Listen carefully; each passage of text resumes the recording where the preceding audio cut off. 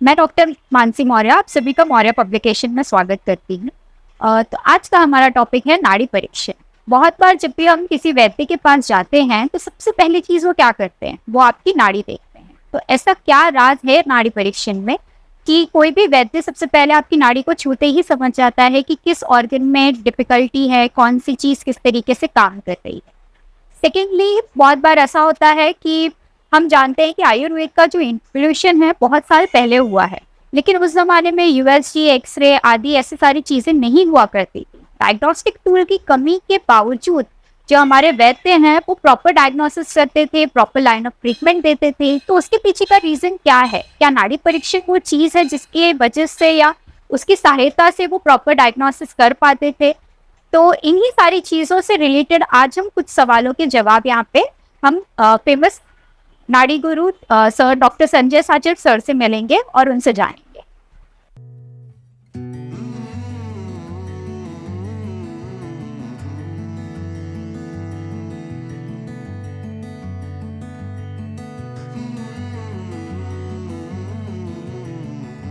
तो मिलते हैं आज नाड़ी गुरु आचार्य संजय साचर सर से। Sir is a founder director नाड़ी गुरु pulse diagnosis training and Research Center in Mumbai, Medical Director of Chachar Ayurved Clinics at Mumbai, Pune and Aurangabad. Dr. Sanjay sir is an MD Ayurved from Jamnagar, gold medalist and even gold medalist in his UG BMS at Pune, ex-principal of Ayurved College, Aurangabad. He is a mentor of BETIC, IIT Bombay, Mumbai, ex-senior consultant and of M European Research University, Holland. Till now, sir has trained more than 85,000 doctors globally for Nadi Parikshan. So, should we start, sir? नमस्कार। Sir, तो सबसे पहला question मैं आपसे ये पूछना चाहूँगी, usually बच्चों को पता नहीं होता है कि नाड़ी परीक्षण क्या है, तो आप हमें बता सकते हैं नाड़ी परीक्षण क्या है? बहुत आसान शब्दों से अगर मैं कहना चाहूँ तो नाड़ी की परीक्षा ये नाड़ी परीक्षा है, और नाड़ी जो है वो एक्सप्रेशन ऑफ हार्ट है। तो नाड़ी के द्वारा हृदय से संबंधित होने वाली प्रक्रिया का ज्ञान लेकर शरीर में घटने वाली फिजियोलॉजिकल या पैथोलॉजिकल परिस्थितियों का जायजा लेना, यह नाड़ी परीक्षा है। Okay sir. सो जैसे हमने जाना कि नाड़ी परीक्षण क्या है, तो अब हम नेक्स्ट क्वेश्चन की तरफ मुड़ते हैं। तो सर, नाड़ी परीक्षण की शुरुआत कहाँ से हुई, इसका एवोल्यूशन कहाँ से हुआ और कौन से ग्रंथों से अगर हम पढ़ना चाहें तो हमें इसकी नॉलेज मिल सकती है? नाड़ी परीक्षा वैसे तो जैसे ही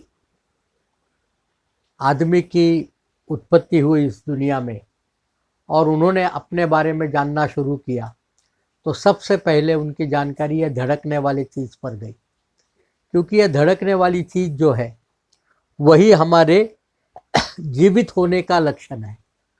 अगर आप जिंदा हो तो आपकी पल्स चलती है, और यह जानकारी हमें वैदिक काल से मिलती है। ऋग्वेद में एक ऋचा मिलती है जो ये कहती है, यह धम्मते स नाड़ी सच जीव साक्षिणी, 7वें सर्ग में मिलती है। अगर हम ग्रीको रोमन मेडिसिन का विचार करते हैं तो ईसा के पूर्व 8,000 वर्षों तक के, यानी आज से 10,000 वर्ष पूर्व में भी हमें लिखित रूप में यह मिलता है, he is not pulsating, he is dead. So the understanding of the pulse is an ancient understanding, probably as old as understanding of health और understanding of human life is. अगर हम आयुर्वेद की बात करेंगे तो आयुर्वेद में हमें इसका उल्लेख जो मिलता है वो चरक संहिता से शुरू होता है। चरक संहिता में हमें नाड़ी और परीक्षा दोनों शब्द मिलते हैं, परंतु नाड़ी परीक्षा ये शब्द साथ में नहीं मिलता।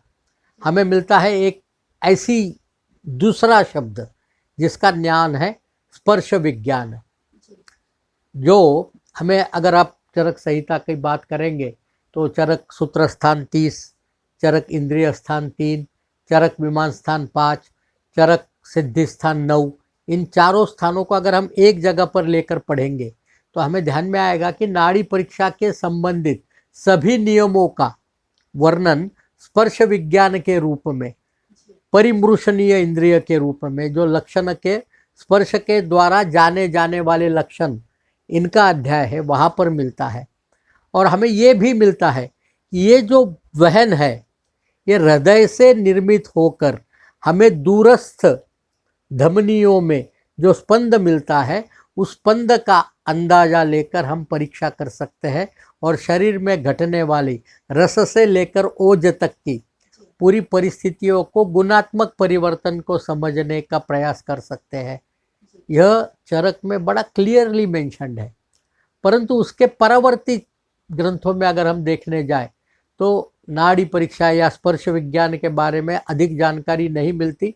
शारंगधर संहिता यह पहला ग्रंथ है 11वीं शती का, जो हमें जानकारी देता है। नाड़ी परीक्षा इस शब्द से हमारी पहचान कराता है, जहाँ पर हमें 8 श्लोक मिलते हैं। उसके पश्चात 200 साल के बाद 13वीं शती की बात करते हैं तो भाव मिश्र का भाव प्रकाश आता है। भाव प्रकाश में हमें 14 से 15 श्लोक मिलते हैं। और उसके बाद सीधे 16वें शती में हमें योग रत्नाकर मिलता है, जहाँ पर हमें 52 श्लोक मिलते हैं। इसके बीच में 15वें शती में रावणकृत नाड़ी विज्ञान है, कनादकृत नाड़ी विज्ञान है, या बसवराज्यम करके 3 ग्रंथ है, जहाँ पर नाड़ी परीक्षा का विस्तृत वर्णन मिलता है। इनका काल कहीं वर्णित नहीं है, न ये रामायण काल का रावण है, ऐसा पता नहीं है। पर अगर हम परावर्ती ग्रंथों में देखें जो आयुर्वेद से नहीं है, ऐसे ग्रंथों का विचार करें तो हमारे यहाँ पे सबसे बड़ा ग्रंथ जो माना जाता है रामायण। रामायण में हमें सुषेण का उल्लेख मिलता है, और ये भी उल्लेख मिलता है कि सुषेण ने नाड़ी देखकर लक्ष्मण को क्या हुआ है ये बताया था। उसका प्रोग्नोसिस किया था कि 24 घंटे के अंदर फला दवा लाके दोगे तो ये जीवित रह सकता है। मतलब नाड़ी मात्र से निदान नहीं तो प्रोग्नोसिस और चिकित्सा तीनों का प्रावधान का उल्लेख हमें रामायण में मिलता है। परंतु नाड़ी परीक्षा कैसे करते हैं, उसका वैद्यकीय ज्ञान से क्या संबंध है, ये उल्लेख वहाँ नहीं मिलता, वो जो हमें आयुर्वेद में मिलता है। सर, तो अगला क्वेश्चन ये है, तो क्या नाड़ी परीक्षण आयुर्वेद में रोगी की बीमारी यानी कि जो रोग है उसको जानने में पूरी तरीके से हेल्प आउट करता है, या फिर जैसे कि मॉडर्न साइंस में जितने डायग्नोस्टिक टूल्स हैं जैसे यूएसजी वगैरह हो गया, तो उसके साथ हम इसे भी एक डायग्नोस्टिक टूल ही समझे फॉर आयुर्वेदा? नाड़ी परीक्षा के बारे में बहुत सारी भ्रांतियाँ हैं। सबसे बड़ी भ्रांति है कि नाड़ी परीक्षा जादू जैसी बात करती है। नाड़ी परीक्षा 8 स्थान में से एक स्थान की परीक्षा है। जब हम रुग्ण परीक्षा की बात करते हैं तो रुग्ण परीक्षा के 3 टूल्स आयुर्वेद शास्त्र में दिए हैं। दर्शनम, स्पर्शनम, प्रश्नश्च परीक्षित ही रोगिनाम। इन 3 टूल्स के माध्यम से हमें 10 प्रकार की परीक्षा करनी है। दुष्यम, देशम, बलम, कालम, प्रकृति, मनलम, वयः, सत्व, सात्व्य तथा आहार, अवस्थाश्च पृथकम विधा। ये 10 प्रकार की परीक्षा की जाती है। पर ये कहाँ करनी है, इसका वर्णन हमें मिलता है। वो कहते हैं कि रोगाक्रांतस्य शरीरस्य स्थानमस्तानि परीक्षित, नाड़ी, मूत्रम, मलम, जिह्वा, शब्द, स्पर्श, दृक्काकृति। तो यहाँ पर नाड़ी एक रुग्ण परीक्षा का स्थान मात्र है, और नाड़ी से हमें रुग्ण के शरीर में होने वाले दोषों के परिचालन का, धातुओं के स्थिति का ज्ञान निश्चित रूप से हो सकता है, जो निदान में सहायक कारक है। पर निदान करने के लिए आपको पंच निदान का सहायता लेना ज़्यादा सही है। ओके, तो मतलब ये एक काइंड ऑफ डायग्नोस्टिक टूल इसे कहा जा सकता है। कोई भी नैदानिक प्रक्रिया जो है वो उसी में एक टूल के रूप में ही समझना चाहिए। Okay sir. सर, फिर नाड़ी परीक्षण में सबसे महत्वपूर्ण क्या चीज़ है? मतलब जो 3 नाड़ी बताई गई है उनको किस तरीके से पहचाना जा सकता है, या उनकी जो गति है वो किस तरीके से हम पहचान सकते हैं, कैसे आपके प्रश्न के 2 भाग हैं जी। पहला भाग है नाड़ी परीक्षा में सबसे महत्वपूर्ण क्या है। तो सबसे महत्वपूर्ण अगर कोई चीज़ है तो वो है नाड़ी परीक्षा करने का स्थान। आप कौन से स्थान पर नाड़ी परीक्षा करते हो, ये सबसे ज़्यादा इम्पोर्टेंट है। और नाड़ी परीक्षा करने का स्थान हम अंगुष्ठ मूल में, जैसे करस्य अंगुष्ठ मूले, कर के अंगूठे के नीचे 2 अंगुल छोड़कर यहाँ पर जो स्थान है वहाँ पर नाड़ी परीक्षा करनी चाहिए। और नाड़ी परीक्षा करने के लिए एक सीक्वेंस में आपको उंगलियां रखनी चाहिए। सबसे ऊपर तर्जनी, उसके बाद मध्यमा और उसके बाद अनामिका। इस तरीके से उंगलियां रखेंगे तो जो आपको ज्ञान मिलेगा वो सटीक रूप से मिलेगा, जिसका आप ऊहापोह कर सकते हो, जिसके बारे में आप समझ सकते हो। तो नाड़ी परीक्षा में अगर सबसे महत्वपूर्ण कोई चीज़ अगर मुझे कोई पूछे तो वो है नाड़ी परीक्षा करने का स्थान। अब दूसरी बात आपके प्रश्न की जो है कि वो नाड़ी की गतियाँ क्या होती है, तो नाड़ी एक ट्यूब है। टेक्निकली नाड़ी एक ट्यूब है जिसमें से ब्लड का फ्लो होता है। अब ये ट्यूब का एक्सपांशन और उसके अंदर का ब्लड का फ्लो, इसके पीछे बहुत सारी चीज़ें कार्यरत होती है, जहाँ पर उसके शारीरिक और मानसिक दोनों भावों का संचय होता है, एनवायरमेंटल फैक्टर्स का संचय होता है। उन तीनों का परिणाम होकर यह जब नाड़ी की एक्सपांशन होती है, वो ट्यूब का जो एक्सपांशन है, जो मॉर्फोलॉजी है, उस मॉर्फोलॉजी को हम गति के रूप में समझते हैं। तो ये मॉर्फोलॉजी एक ध्यान में रखिएगा, ये लॉ सिंपल सा ध्यान में रखिएगा। ये 3 उंगलियां दिख रही है मेरी, ये 3 उंगलियां छाजेड्स लॉ ऑफ नाड़ी गति है। ये 3 उंगलियां छाजेड्स लॉ ऑफ नाड़ी गति है। अगर आपको ट्रांसवर्स एक्सपेंशन अधिक मिलता है तो वो है सर्प गति, जो वात की कार्यों को दर्शाती है। अगर वर्टिकल एक्सपेंशन अधिक दिखता है तो वो है मंडूक गति, जो पित्त के कार्यों को दर्शाती है। और लीनियर जिस तरीके से फ्लो है उसी फ्लो में एक्सपेंशन दिखता है तो वो है हंस गति, जो आपको कफ के कार्य को दर्शाती है। ओके, सो वात पित्त कफ की जो स्पेसिफिक गतियां हैं, कार्य है, उनसे गति पर परिणाम होता है, उसके मॉर्फोलॉजी में डिफरेंस होता है। ये आर्टरी एक्सपांड कैसे होगी, ये वात पित्त कफ का कार्य डिसाइड करता है। जी। सर, नेक्स्ट क्वेश्चन ये कि क्या नाड़ी परीक्षण से किसी भी वैद्य के लिए ये जानना आसान है कि जो भी व्याधि जनरेट हो रही है वो क्रिटिकल है, वो फिजियोलॉजिकल है कि पैथोलॉजिकल है? थोड़ा सा प्रश्न में एक कन्फ्यूजन सा लगता है मुझे, क्योंकि व्याधि है तो वो फिजियोलॉजिकल हो नहीं सकती। अगर आप ये कहना चाहते हो कि क्या नाड़ी परीक्षा से हमें ये पता चलेगा कि जो सामने बैठा हुआ व्यक्ति है क्या वो फिजियोलॉजिकल स्टेटस में है या उसे कोई बीमारी है, तो बिल्कुल बिल्कुल निश्चित रूप से पता चलता है और बड़ी साधारण आसान प्रक्रिया से पता चलता है। अगर आपकी नाड़ी तीक्ष्ण है, शार्प है, तो वो पैथोलॉजिकल कंडीशन में है। अगर आपकी नाड़ी मृदु है, सॉफ्ट है, तो वो फिजियोलॉजिकल कंडीशन में है। और क्या हम इससे ये जान सकते हैं कि इन फ्यूचर किसी भी व्याधि से हम ग्रस्त हो सकते हैं? बिल्कुल बिल्कुल। नाड़ी परीक्षा में बहुतों बार हमें मैनिफेस्टेशन के पहले ही जानकारी मिलना शुरू हो जाती है, क्योंकि नाड़ी परीक्षा शरीर के अंदर होने वाले दोष संचलन के बारे में हमें जानकारी देती है। और दोष संचलन, जैसे आप आयुर्वेद के चिकित्सक हो, आयुर्वेद के विद्यार्थी हो, तो आप जानते हैं कि षट क्रिया काल होता है, चयम च प्रकोपम च प्रसारम स्थान संशय व्यक्ति और भेद। जो व्याधि है वो व्यक्ति अवस्था में पूर्ण रूप से विकसित मिलती है, और अगर उसे भेद की अवस्था में जानोगे तो उसका संपूर्ण निदान होता है। परंतु चय की अवस्था में भी आपको दोषों के संचलन की जानकारी नाड़ी परीक्षा द्वारा मिल सकती है, जिससे आपको पश्चात काल में होने वाले बीमारी के बारे में समझ में आ सकता है। ओके सर, तो बेसिकली आयुर्वेद का थोड़ा जो बेस है हमारा अगर स्ट्रांग रहे तो हम नाड़ी परीक्षण को अच्छे तरीके से जान सकते हैं। किसी भी परीक्षा को जानने के लिए मूल शास्त्रों को जानना बहुत जरूरी है। आयुर्वेद शास्त्र को बिना जाने नाड़ी परीक्षा करना मतलब बंदूक को बिना समझे ट्रिगर को दबाना है। कौन से दिशा में गोली उड़ेगी ये मालूम होना बहुत ज़रूरी है, वरना आप सामने देखोगे नली के और ट्रिगर दबा दोगे, हो सकता है कि आपकी मौत हो जाए। नाड़ी परीक्षा बिल्कुल ऐसा ही शस्त्र है, बिना जानकारी के नाड़ी परीक्षा करना गलत हो सकता है। Okay sir, so next question ये है कि नाड़ी परीक्षण से क्या हम ये जान सकते हैं कि ऑर्गन्स जो भी है इंटरनली वो प्रॉपर फंक्शनिंग कर रहे हैं या उनमें कुछ अबनॉर्मलिटी डेवलप हो रही है? नाड़ी परीक्षा जो सहज नाड़ी परीक्षा जिसे हम सिखाते हैं, पिछले 31 साल से सिखाते हैं और करीबन 85,000 से ज़्यादा चिकित्सकों को आज तक सिखाया है, वो 5 स्तरों की नाड़ी परीक्षा है।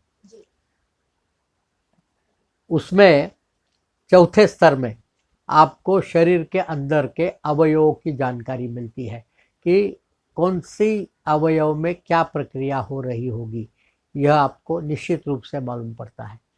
Okay sir. तो सर हम नाड़ी परीक्षण के थ्रू धातु की विकृतियों के बारे में किस तरीके से जान सकते हैं? धातु की विकृति के बारे में तो आप नाड़ी में आप ओवरऑल विकृति को समझ सकते हैं, और जब उसमें धातु की इन्वॉल्वमेंट मिलती है तो उस विकृति में धातु का क्या कार्य चलता होगा, यह आपको संपूर्ण नाड़ी परीक्षा को ध्यान में रखकर समझना पड़ेगा।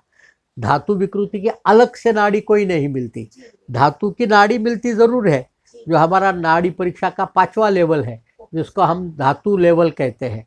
उस लेवल में हमें धातुओं के बारे में, रस, रक्त, मांस, मेद, अस्थि, मज्जा और शुक्र के बारे में जानकारी मिलती है कि इस प्रक्रिया में किसकी इन्वॉल्वमेंट है। मैं उदाहरण के रूप में देता हूँ। मेरे पास एक रुग्ण आया, कंप्लेंट उसकी बिल्कुल सिंपल सी थी। उसके घुटने में भयंकर दर्द था और दर्द के साथ आया। अब मैं नाड़ी जब देखता हूँ तो मुझे वहाँ पर जो मिलता है, वहाँ पर कहीं अस्थि धातु मिल ही नहीं रहा। मुझे वहाँ पर जो दृष्टि मिलती है वो मांस धातु की मिल रही है। तो मैंने कहा, भैया ये तुम्हें जोड़ों में कुछ हुआ नहीं है, तुम्हें ये स्पाज्म है, ये मस्कुलर स्प्रेन हो गया है और उसके कारण से हुआ है। उसने कुछ शब्द भी नहीं बताया, हमने नाड़ी देखकर बताया। तो उसने कहा, सर हाँ, मेरा पाँव में मोच आ गई थी, मैं चलते चलते मैं डॉक्टर को बता रहा हूँ तो मुझे एक्सरे एमआरआई करने के लिए कह रहे, ट्रीटमेंट कुछ हो नहीं रहा, अभी इसका क्या करने का। तो मोच की ट्रीटमेंट की, आसानी से ठीक हो गया। यही अगर अस्थि धातु मिलता तो उसके जोड़ों में दर्द होता, यही मज्जा धातु मिलता तो वहाँ के नसों में कोई दिक्कत होती, यही अगर मुझे रक्त धातु मिलता तो वहाँ के लिगामेंट जो कंडरा है उसकी गड़बड़ी आपको पता चलती। अब ये इसके लिए आपको आयुर्वेद आना बहुत ज़रूरी है। अगर आप ये सोचोगे कि मेरे को तो आयुर्वेद पढ़ने की क्या ज़रूरत है, मैंने नाड़ी परीक्षा सीख ली है तो मैं नाड़ी देखूंगा तो निदान करूंगा, नहीं। नाड़ी परीक्षा आपको इन्फॉर्मेशन देती है। ध्यान में रखना, नाड़ी परीक्षा अनुमान प्रमाण है। नाड़ी परीक्षा प्रत्यक्षता नाड़ी देखने के बाद आपको अनुमानित करना है कि अंदर क्या घट रहा है, और ये अनुमान प्रमाण है।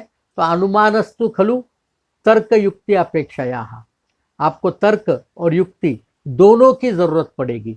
बिना तर्क के, बिना युक्ति के, बिना आयुर्वेद के ज्ञान के, बिना अभ्यास के आप अगर नाड़ी परीक्षा करने की कोशिश करो, फिर वो यदृच्छा है। कभी आपने नाड़ी पे रखा और रुग्ण को कहा कि तेरे किडनी में स्टोन है और वो निकल गया। पर अगर आपको गारंटी से कहना है कि नहीं तेरे किडनी में नहीं, गाल ब्लैडर में स्टोन है, तो आपको आयुर्वेद शास्त्र का ज्ञान होना ज़रूरी है। जी सर, जैसे कि अभी आपने बताया कि आयुर्वेद का जो बेस है हमारा क्लियर होना बहुत ज़्यादा ज़रूरी है, तो मैं चाहती हूँ कि हमारे स्टूडेंट्स को पता चले कि अगर सपोज वो फर्स्ट ईयर में आ रहे हैं, एडमिशन ले रहे हैं, तो नाड़ी परीक्षण अगर उन्हें जाननी है या सीखनी है तो उनके लिए आज से क्या ज़रूरी है डेली बेसिस पे प्रैक्टिस करना या अपनी चीज़ों में उतारना डेली? देखो, फर्स्ट ईयर में जो हमारा सिलेबस का डिज़ाइन है, मैं आभार व्यक्त करता हूँ हमारे नए सेक्रेटरी जो पिछले 9 सालों से आयुर्वेद के सेक्रेटरी मिले हैं, डॉक्टर राजेश कोटेचा जी का, और हमारे प्रधानमंत्री नरेंद्र मोदी जी का, कि जिन्होंने ये सोचा। नाड़ी परीक्षा सीसीआईएम के सिलेबस से बिल्कुल गायब हो चुकी थी। अब जो नया एनसीआईएम का सिलेबस आ रहा है, अभी तक इम्प्लीमेंट हुआ नहीं है, पर जो आ रहा है उसमें फर्स्ट ईयर से नाड़ी परीक्षा इनकॉर्पोरेटेड है। और न सिर्फ नाड़ी परीक्षा अपने टेक्नोलॉजी के साथ इनकॉर्पोरेटेड है। तो नाड़ी परीक्षा और उसके साथ में जो तकनीकें, नई टेक्नोलॉजी जो आज के तारीख में इस्तेमाल होती है, उन सब का ज्ञान धीरे धीरे step wise first year, second year, third year, final year, ऐसे 4 सालों में दिया जाएगा और क्लिनिक में भी उसका इम्प्लीमेंटेशन करते हुए मिलेगा। मैं लास्ट वीक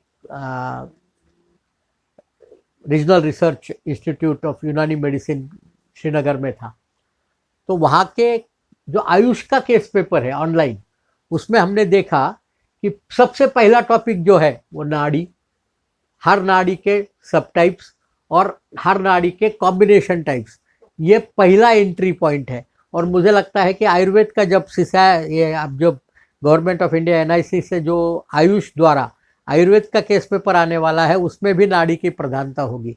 तो ऑटोमेटिक फर्स्ट ईयर के बच्चों को एनाटॉमी आनी चाहिए, शारीर क्रिया विज्ञान अच्छे तरीके से आना चाहिए, शारीर आना चाहिए। जब तक आपको शारीर नहीं आएगा, दोष धातु मल विज्ञान की संकल्पना नहीं होगी, तब तक आपको नाड़ी परीक्षा करने में दिक्कत आएगी। तो फर्स्ट ईयर से नाड़ी परीक्षा फर्स्ट ईयर से सीखने की चीज़ है। हाँ, फर्स्ट ईयर में सीखे, शारीर सीखे, शारीर क्रिया सीखे, दोष धातु मल विज्ञान को सीखे, तो वो नाड़ी परीक्षा करने में सक्षम होंगे। और सर एक और एक क्वेश्चन कि जैसे कि आपने बताया कि जो नाड़ी है वो टोटली डिपेंडेंट होती है कि किस तरीके से ब्लड फ्लो हो रहा है इसमें। तो अलग अलग ऑर्गन से अलग अलग टाइम पे ब्लड फ्लो होता है, और जो आर्टरी और हमारे वेन्स हैं they are totally dependent on heart. तो अगर कुछ भी डिसफंक्शन या माल फंक्शन हमारे ब्रेन में हो रहा है या सपोज लिवर या किडनी में हो रहा है, तो उसके बारे में इंफॉर्मेशन हमें नाड़ी पे कैसे मिलेगी? बहुत बहुत ही उम्दा प्रश्न है आपका, और बहुत अगत्य का प्रश्न है। न सिर्फ ऑर्गन में, पर शरीर की दोष स्थिति में, धातुओं में ये बदल कैसे होता है, यह क्योंकि रक्त का संचालन तो एक क्लोज सिस्टम से हो रहा है, और ये एक दिशा से जाता है और एक दिशा से वो दूसरी दिशा से वापस आता है। इसमें कहीं बाहर निकलने का, अंदर जाने का कोई रास्ता तो है नहीं। तो ये बदलाव कैसे होता है, इसके पीछे बड़े कारण हैं। एक बहुत शानदार मैं समझता हूँ, और शायद यह आपने कभी सुना भी नहीं होगा। नाड़ी को हृदय का उद्गार माना जाता है। यह भाषा है। हृदय आपसे बात करता है, और हृदय आपसे किससे बात करेगा? तो हृदय अपने अवयवों से बात करता है, और ये अवयव अपनी नर्व्स के द्वारा हृदय, जो शिरो हृदय भी हो और उरो हृदय भी हो, उनसे बात करता है कि भाई ये तकलीफ है, ऐसा चाहिए। आप बात समझिए, ब्लड एक ही जगह से, लेफ्ट वेंट्रिकल से आपके एओर्टा में जाएगा, और एओर्टा से वो सब जगह पर पहुंचेगा। फिर वो सब जगह पर पहुंचेगा तो हमारे हर एक अवयव की अपनी रिक्वायरमेंट है। जो चीज़ लिवर में चाहिए वो किडनी में नहीं चाहिए, जो किडनी में चाहिए वो आपके गुर्दे में, ब्लैडर में नहीं चाहिए, जो ब्लैडर में चाहिए वो ब्रेन को नहीं चाहिए। जब मैं बात कर रहा हूँ तो मेरे जबान को जो चाहिए, मेरे तालू को जो चाहिए, मेरे आँखों को जो चाहिए, मेरे कान में जो चाहिए, ये सबकी अपनी अपनी रिक्वायरमेंट है। ये रिक्वायरमेंट कैसे पहुँचती है वहाँ पर, इसके लिए आयुर्वेद शास्त्र में हमारे पास 3 ज्ञान न्याय दिए गए हैं। खले कपोत है, शीर दधी है, केदार कुल्या है। उसी प्रक्रिया, ये जो पहुँचाने की प्रक्रिया है, वैसे ही वहाँ से कुछ ज्ञान हृदय तक, और इसलिए हृदय जो है 2 हृदय माने जाते हैं, उरो हृदय और शिरो हृदय, जहाँ पर ये इन्फॉर्मेशन जाती है। और हृदय का उद्गार जो है, ये हार्ट की जो एक्टिविटी है वो सिंपैथेटिक, पैरासिम्पैथेटिक और वेगल, इन पे निर्भर है। और हार्ट एक अपने आप में काम करने वाला इंस्ट्रूमेंट है।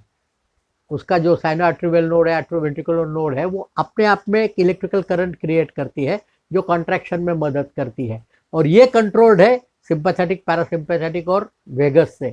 तो ये फीडबैक मैकेनिज्म पर है।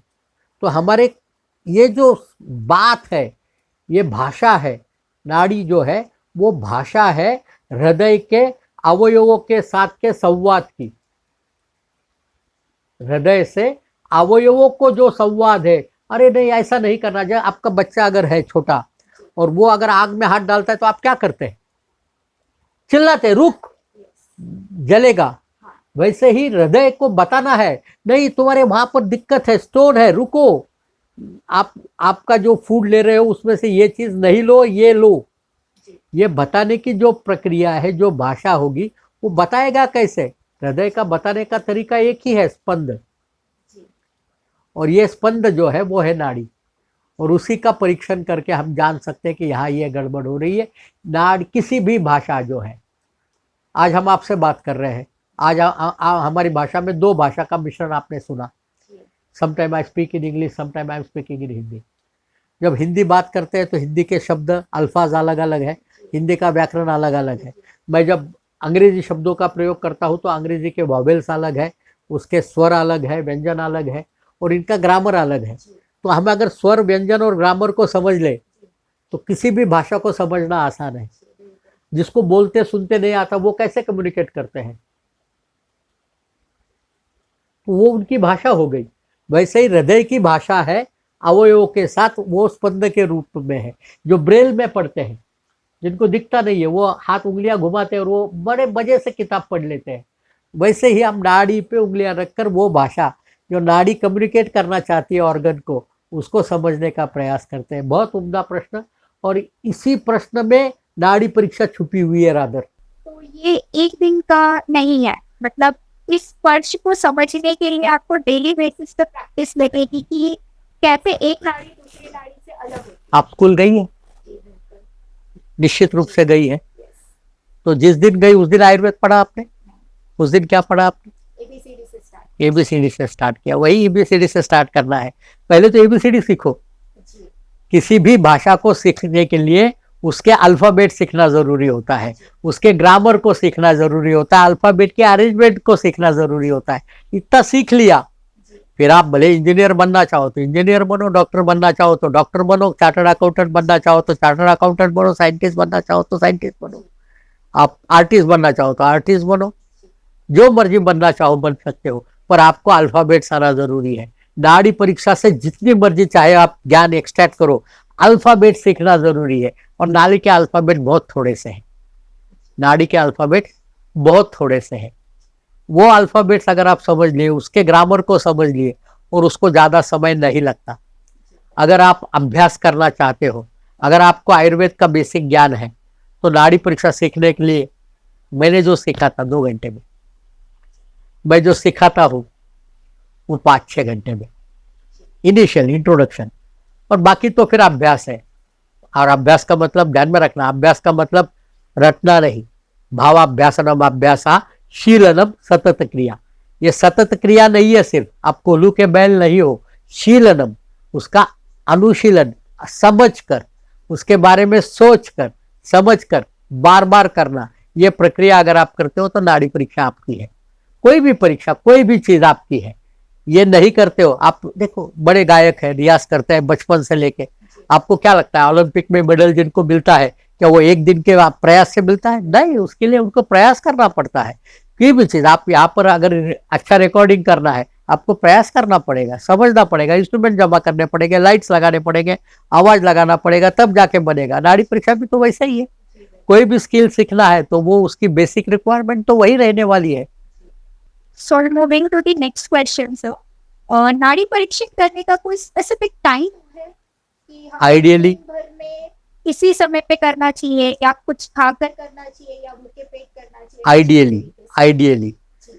आइडियली जैसे लेबोरेटरी इन्वेस्टिगेशन होते हैं, वो खाली पेट किए जाते हैं। इसलिए खाली पेट किए जाते हैं कि लास्ट खाना जो है वो मेटाबोलाइज हो गया, तो उसका जो परिणाम होना है वो हमें खून में मिले। सिमिलर तरीका है कि हमारी दिन भर की जो प्रक्रिया है, हम अगर दिन भर का साइकिल देखेंगे, अहोरात्रि भुक्तानाम त्यांत मध्य आदिगा क्रमात्, तो दोषों का साइकिल बना है और वो फिक्स है। उसका आहार का भी उस पर परिणाम होना फिक्स है, शरीर के हलचल का, शरीर के मूवमेंट का, एनवायरमेंटल चेंजेस का, सभी का दोषों पे परिणाम होना नियत है। तो ये परिणाम कम से कम करे, इसलिए आइडियली ये माना जाता है कि सवेरे के प्रथम प्रहर में नाड़ी परीक्षा की जाए। उठने के बाद एक मुहूर्त के पश्चात आप नाड़ी परीक्षा करो। ये एक बेहतरीन है, मलमूत्र विसर्जन करके आओ और आराम से नाड़ी परीक्षा करो। जिसमें आप बिना खाए पिए करेंगे तो आहार का इम्पैक्ट आप मिनिमाइज कर सकते हो। परंतु आज हम अर्बन एरिया में रहते हैं और हमारा किसी का क्लिनिक सवेरे 6 बजे खुलता नहीं है। हाँ, हम लोग सब 9 से लेकर शाम को 9-10 बजे तक काम करने वाले प्राणी हो गए हैं। तो ऐसे स्थिति में क्या नाड़ी परीक्षा नहीं करनी चाहिए? तो इसका जवाब बिल्कुल करनी ही चाहिए, ऐसा ही है। पर ध्यान रखना चाहिए कि आहार लेने के बाद अवस्थापाक का जो समय है, जो 3 घंटे के आसपास का है, साधारण आहार लिया तो, लघु आहार लिया तो 2.5 घंटे का है, और गुरु आहार लिया तो 4-4.5 घंटे का है। इतना आहार का अवस्थापाक का समय छोड़कर फिर आप नाड़ी परीक्षा करें। एनवायरमेंटल जो प्रक्रिया है उसको बदलना है तो आप उसको बाहर से आने के बाद आपके क्लिनिक में 10 मिनट बिठावे, उसके बाद नाड़ी परीक्षा करें, तो आपको सटीक नाड़ी परीक्षा करने को मिलती है। किसी विशेष समय की आवश्यकता नहीं होती। सो बेसिकली खाना खाने के तुरंत बाद नहीं करना चाहिए। आपको ध्यान में रखिएगा, न सिर्फ खाना खाने के तुरंत बाद, नींद में से उठने के तुरंत बाद, व्यायाम करने के तुरंत बाद, खाने के या पीने के तुरंत बाद, मद्यपान करने के बाद। मद्यपान करने के बाद तो नाड़ी परीक्षा करनी ही नहीं चाहिए। सेक्स इंडल्ज करने के बाद, नाड़ी परीक्षा, युद्ध करने के बाद, किसी से आप झगड़ा करके आए हो, कुश्ती लड़के आए हो, ऐसे समय पर आपको नाड़ी परीक्षा नहीं करनी चाहिए। आप दौड़ लगा कर आए हो, आपको नाड़ी परीक्षा नहीं करनी चाहिए। नाड़ी परीक्षा में सबसे इम्पॉर्टेंट है सुखासीनम सुखासीनम, वैद्य भी आराम से हो, सुख आसीनम, सुख में हो और आसनस्थ हो। वैसे ही जो रुग्ण है वो भी सुखासीनम होना चाहिए, सुख में हो और आसनस्थ हो। जब तक उस रुग्ण को बैठने में अक्षमता नहीं हो तब तक सोए हुए रुग्ण की भी नाड़ी परीक्षा नहीं करनी चाहिए। जब रुग्ण अक्षम है तो सोए हुए रुग्ण की कर सकते हैं, पर हो सके उतने स्थिति में रुग्ण को भी बिठाकर नाड़ी परीक्षा करनी चाहिए। और सर नेक्स्ट कि मेडिटेशन का क्या रोल है नाड़ी परीक्षा में? नाड़ी परीक्षा आपको, सिंपल सी बात है, कम्युनिकेशन है आपकी आत्मा का रुग्ण की आत्मा के साथ नाड़ी के माध्यम से। अगर आप ध्यान करते हैं तो आपकी इंद्रियां ज़्यादा सक्षम बनती है। तो आप ध्यान की प्रक्रिया में अगर नाड़ी परीक्षा करते हैं तो आपकी उंगलियों में जितना सेंसिटिव इंस्ट्रूमेंट होगा उतना इन्वेस्टिगेशन अच्छा होगा। तो आपका अगर इंस्ट्रूमेंट को, ये इंस्ट्रूमेंट है आपका, इस इंस्ट्रूमेंट को अगर आप ध्यान के द्वारा एक्स्ट्रा सेंसिटिव करते हो तो आपकी नाड़ी परीक्षा बेहतर होती है। सर अब जैसे कि आप तो मुंबई में सिचुएटेड हैं, तो जिनको भी सीखना हो तो वो आपसे डायरेक्टली कांटेक्ट कर सकते हैं, बट जो स्टूडेंट्स आउट ऑफ स्टेट हैं हमारे या बहुत ज़्यादा दूर है, जो ट्रैवल पर्पज से नहीं आपसे कनेक्ट हो सकते, मेरे पास नाड़ी परीक्षा सीखने की अनेक विधाएं हैं। Okay sir. एक हमारा ऐप है नाड़ी गुरु के नाम से, आप उस ऐप पे ज्वाइन हो सकते हैं। वहाँ पर अलग अलग कोर्सेज के बारे में जानकारी मिलती है। जीवा आयुर्वेद जो है वो मेरे कोर्सेस ऑनलाइन चलाता है, जहाँ पर मेरे प्री रिकॉर्डेड कोर्सेस मिलते हैं।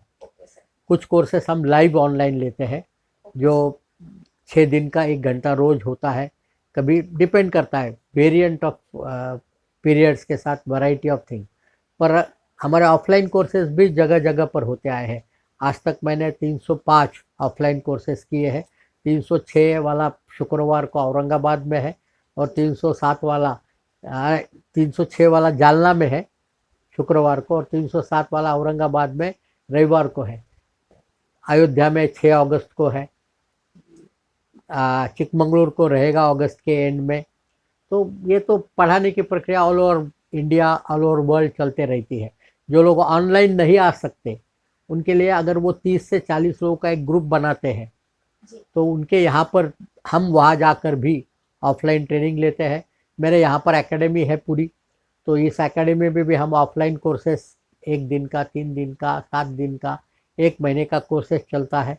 मेरा एक कोर्स जो है, जो PG fellowship in pulse diagnosis है, ये Maharashtra university of health science द्वारा अप्रूव्ड है और वो SMBT आयुर्वेद कॉलेज नासिक में चलता है।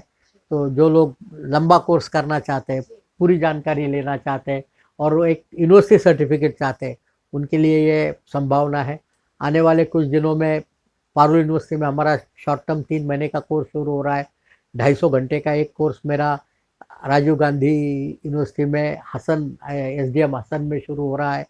तो अलग अलग जगह, श्री कृष्ण यूनिवर्सिटी, आयुर्वेद आयुष यूनिवर्सिटी जो है उत्तरा या हरियाणा में, तो वहाँ पर कुरुक्षेत्र में, वहाँ पर भी हमारा 1 महीने का, 3 महीने के 2 कोर्सेज शुरू हो रहे हैं। तो जो लोग दुनिया भारत में अलग अलग जगह से है वो नाड़ी परीक्षा सीख सकते हैं। सर सपोज हमारे स्टूडेंट, जैसे कि आप जानते हैं ये मौर्या पब्लिकेशन एक ऑनलाइन ये है जो कि बच्चों को ट्रेन करता है from first year to final year. अगर हमारे स्टूडेंट आपसे कनेक्ट करना चाहें तो आपके माध्यम से कनेक्ट हो सकते हैं। हमारे माध्यम से आप हो सकते ये तो नाड़ी परीक्षा का प्रचार प्रसार करना, ये मैंने अपने जीवन का ध्येय बना लिया है। तो कोशिश यही करता हूँ मैं, जहाँ भी मौका मिले, जैसे भी मौका मिले, नाड़ी परीक्षा आयुर्वेद के विद्यार्थी तक पहुँचनी चाहिए। आयुर्वेद के ही विद्यार्थी तक नहीं तो दुनिया के हर चिकित्सा विद्यार्थी तक पहुँचनी चाहिए। और इसी सिलसिले में अभी पहली बार भारत में ये प्रयास हुआ कि यूनानी की नाड़ी परीक्षा और आयुर्वेद की नाड़ी परीक्षा हम साथ में लेकर चल रहे हैं। 29 तारीख से हमारा एक 10 हफ्ते वाला कोर्स यूनानी नब्ज शानासी पे शुरू हो रहा है, जो बिल्कुल मुफ्त के जैसा है। मैं मुफ्त के लिए बिल्कुल निगेटिव हूँ। मेरा मानना है कि पढ़ाई मुफ्त कभी नहीं होनी चाहिए, वो महंगी नहीं होनी चाहिए, मुफ्त नहीं होनी चाहिए, उसकी कुछ ना कुछ शुल्क होना चाहिए, तभी तो उसकी कुछ वैल्यू, कुछ कीमत हमारे विद्यार्थियों तक रहेगी। तो 50 रुपये में 10 हफ्ते का कोर्स, मेरे ख्याल से इससे सस्ता शायद आपका पिज़्ज़ा भी नहीं आता या सैंडविच भी नहीं आता। तो आप सीख सकते हो नाड़ी शनासी, नब्ज शनासी। नब्ज शनासी जो है वो आपको नब्बाज यूनानी नाड़ी परीक्षा में माहिर बना सकता है और आप उस्ताद बन सकते हो। तो मतलब आयुर्वेद के साथ साथ यूनानी में भी नाड़ी परीक्षण की उतनी ही वैल्यू है? मेरे ख्याल से यूनानी में अधिक मात्रा में है और चाइनीज़ टीसीएम में नाड़ी परीक्षा का बड़ा महत्व है।